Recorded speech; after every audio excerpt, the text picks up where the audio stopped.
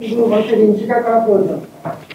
আমরা যে আজকে এই পর্যায়ে আসলাম, বিশেষ করে আমরা একটা কার্যনির্বাহী পরিষদ আজকে প্রথম সভা, আপনাদের সাথে আমাদের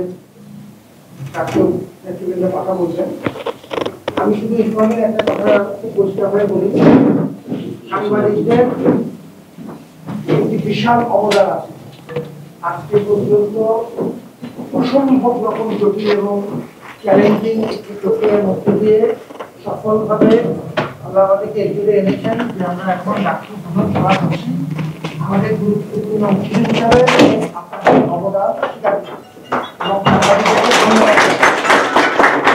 আমি এর আগে আপনাকে বলেছি, আমাদের যিনি করে গেছেন আমাদের যারা তরিকুল শিবলি, তিনি চ্যানেল এসে আমাদের সহকর্মী ছিলেন এবং কর্তব্য পালনরত অবস্থায় তিনি মৃত্যুবরণ করেছেন।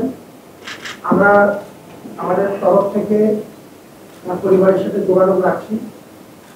রাষ্ট্রের পক্ষ থেকে বিশ্ববিদ্যালয় প্রশাসন সাথেও যোগাযোগ আমরা শুরু করেছি।